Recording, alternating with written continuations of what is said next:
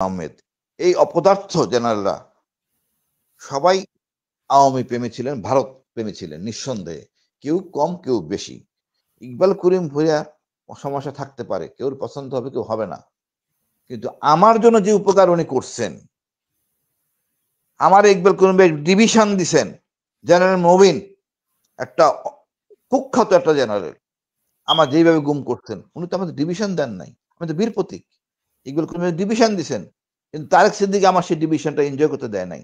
মামুন খালেদ আমার পরিবারের সাথে কথা বলছেন, ইকবাল করিম ভূঁইয়া শুনছেন, এবং যাতে আমি তাড়াতাড়ি কোনো সুবিধা পাই, সব যতটুকু করা দরকার ইকবাল করিম ভূঁইয়া করছেন। আমি তার কাছে কৃতজ্ঞ, আজীবন কৃতজ্ঞ থাকবো। বাট ইকবাল করিম রাষ্ট্রের জন্য সমস্যা হইতে পারে, আমি তার সুপারিশ আমি করতেছি না।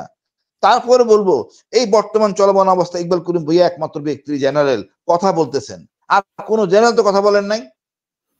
যত কথাই বলেন সে অপরাধ করছে, মানলাম। ইকবাল করিম ভূঁইয়ার হেডম নাই, ঠিক আছে, বাকিদের হেডম কই ছিল? এই 18 সালে নির্বাচন হলো, তার আগে পরে নির্বাচন হলো, বাকিদের কই ছিল? একটা সচিব পদত্যাগ করছে, করে নাই তো। একটা আইজিপি পদত্যাগ করে নাই। ইকবাল করিম ভূঁইয়া তো এই যে সেনাবাহিনী ব্যারাকে নেওয়ার কথা অনেক ফিচার লিখছেন, অন্য জেনারেলরা কি করছেন? তো ঘুমাইছেন, এখনো ঘুমাই আছেন। এই জন্য তার যার যতটুকু কৃতিত্ব আমি তাকে দিব, এখানে কেউ খুশি করে আমি কোনো কিছু বলবো না। আমি একদম নিরপেক্ষ, আমি জানি আমি যা বলবো সত্য বলবো। ইকবাল করিম ভুল আছে, 14 সালের নির্বাচন উনি নাও করতে পারতেন, নাও করতে পারতেন, উনি অন্য কিছু হয়তো ওই সৎ ছিল না। কেন ছিল না? ওই যে আইন যেটা পরিবর্তন করা দরকার, যদি না মানেন বা আপনি ক্ষমতা নেন, আপনার দণ্ড কঠিন, এটা তো পরিবর্তন করতেছেন না। আর্টিকেল 45 চেঞ্জ করা দরকার, এটা করতেছেন না আর্মির জন্য। এখন দেখেন এই যে সেনাবাহিনী অফিসারদের দণ্ড হচ্ছে বা জেলখানা নেওয়া হচ্ছে, হয়তো দণ্ড হবে, এর আগেও হয়তো, নাহলে তারা কি করতো? সত্য কথা বলতো, দণ্ড হলো আদালতের মাধ্যমে একটা সুপারিশ সুবিধা পাইতো। কিছুই মানেন নাই, করে নাই। ইকবাল করিম ভাই তো অ্যাটলিস্ট সত্য কথা না, যা দরকার তা বলেন, ইকবাল করিম বাকিরা তো ভূঁইয়াই বলেন তো না। কয়েকদিন আগে স্ট্যাটাস দিয়েছিলেন, আপনার মনে আছে যে আওয়ামী লীগকে নিয়ে উনি একটা স্ট্যাটাস দিয়েছিলেন, আওয়ামী লীগ মানে একটা নির্বাচন হবে, বিএনপি ক্ষমতায় আসবে, বেশি দিন টিকতে পারবে না, তা এরকম একটা ভবিষ্যৎবাণী করেছিলেন অস্বাভাবিক টাইপের। আপা, বিএনপি তো ক্ষমতা আসার কথাই তারপরে ছিল, আওয়ামী ভুলি লীগ না, না না আসবে।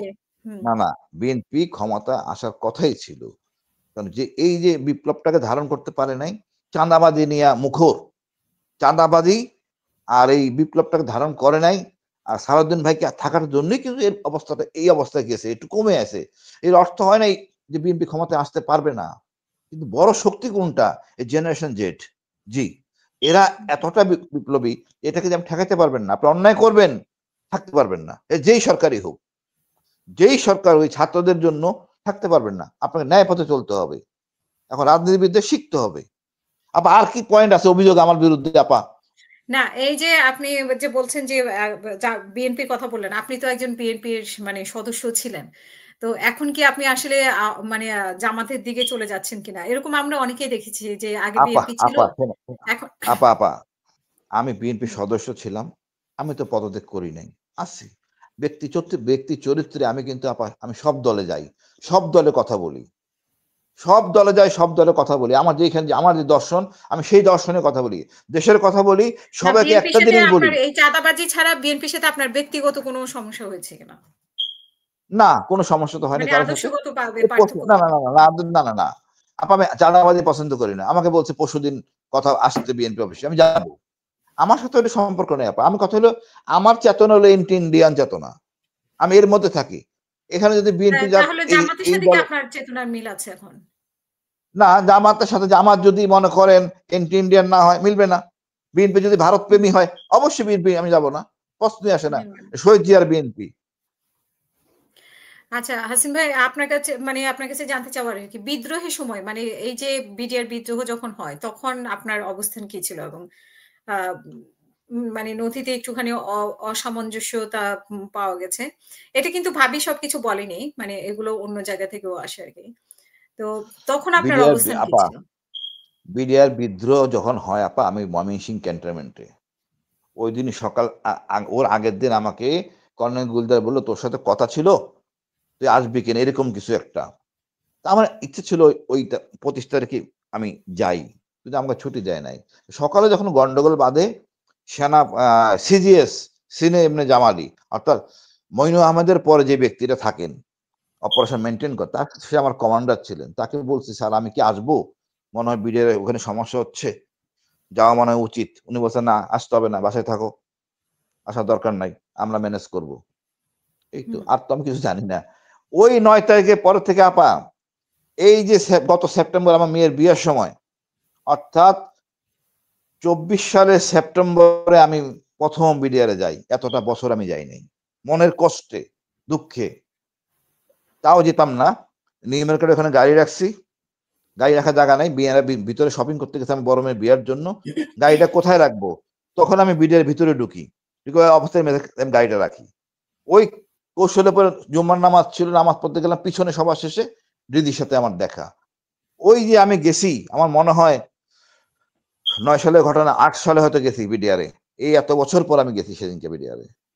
আমি এর মধ্যে বিডিআর কোনোদিন যাইনি, লজ্জায় ঘৃণায় আমার খুব কষ্ট হচ্ছিল। এখানে আমাদের এত নির্যাতিত হয়েছে, এখানে কি যাওয়া একটা চায়? যে একটা যে তদন্ত কমিশন ঘটানো হয়েছিল, সেই তদন্ত কমিশন সম্পর্কে সেখানে তো হাসিন নাসির ভাই ছিলেন। তখন আপনার কি অবস্থান ছিল? মানে আপনি তদন্ত আপা কমিশনের আমি আমি আমি বললাম না আপা, আমি কখনো আসি নাই বিডিআরে। কখনোই আপনি ইয়ে ময়মনসিংহে করেননি। ছিলাম। না, আমি এরপরে বিডিআরের ঘটনার পরে আপনার খালেদা জিয়াকে বের করে দিল। এগুলো নিয়ে উচ্চ ব্যাখ্যা করতো ময়মনসিংহে। আমি এদিকে আসি নাই। দরকার পড়ে নাই। বললাম আমি ঘৃণার চোখে মানে আমি আসতে তখন পারি আপনার নাই। এই প্রতিবাদী কণ্ঠ ছিল না নাকি? এখন না, না, যেরকম আপনার হুম, না, না, না, না, না, ওই সময় ছিল। ওইটা ছিল বলে তো আমি ঘুমাইলাম আপা। আমার দেখেন স্টেটমেন্ট দেখেন। খালেদা হুম, জিয়াকে ক্যান্টনমেন্ট থেকে বের করে দেওয়া, বিডিআর ইস্যু নিয়ে চিল্লাচিল্লি করা, রয়ের সাথে কাজ না করা। এই মূলত এই ৩ টা কারণে কিন্তু আমি গুম, ১ম বার। হুম, হুম, কিন্তু আমি ঢাকা শহরে বিডিআর আমি যাই নাই কখনো। এবং ওইটা জানতেও চাই নাই আমি। এই যে মারা গেছে আমার বন্ধু, এতে আমি অনেক মর্মাহত ছিলাম। এটা সম্ভব না, সৈনিক কিভাবে মারে? বাট আমরা খুব স্বচ্ছ, আমরা এই তাপস নিয়ে কথাবার্তা বলতাম। সেই হুম, কণ্ঠ তখন ছিল বলেই তো গেছে। আমি গেছি। আমি বাইরে থেকে তো আমি লেফটেন্যান্ট কর্নেল গেছি। আর জাহিদ আব্দুল্লাহ আমাদের সাথে কথা বলতো, মহসিন কথা বলতো। আমরা সবাই সাফারার, সবাই সাফারার। জেনারেল, এত লেখাপড়া করা জেনারেল, এত ডিগ্রি নেওয়া জেনারেল, সাধারণ জিনিস ভিতরে যাবে। আমি ইচ্ছা মতো গালাগালি করছি রেদানুরকে, যে র্যাবের এডিজি, এখন জেনারেল রেদানুর। এই লোকটার জন্য হুম, এত লোক মারা গেছে, 4-5 জন মারা যেত, বাকিটা মারা যাইতো না। আমি ইচ্ছা হুম, মতো গালাগালি করছি, যে আমাদের মানে দূরদর্শিতা, দায়িত্ব পালনের অবহেলা। গতকালও তো আমি কথা বলি এটা নিয়ে সম্পূর্ণ। ইভেন ওই সময়, হ্যাঁ, আমি ওই 9 সালে ঘটনা ঘটার পর ব্রিগেডিয়ার হাকিমকে পাই সিলেটে আপা। হুম, ব্রিগেডিয়ার জেনারেল হাকিম, যে 40 ব্রিগেড কমান্ডার, তাকে সিলেটে পাই। আমি আর জাহিদ আব্দুল্লাহ দুজন উনি ধরি, কেন আপনি যান নাই ভিতরে? উনি বলে, আমি কেমনে যাব? ওকার বাধা মানা করছে, যেতে পারতেছি না। ওকারের জন্য যেতে পারতেছি না। ওকার বলতে আপা বলছে ভিতরে যাওয়া যাবে না। এর চেয়ে বেশি তো কিছু করা যায় না আপা, বা করতে পারিও না, সম্ভব না।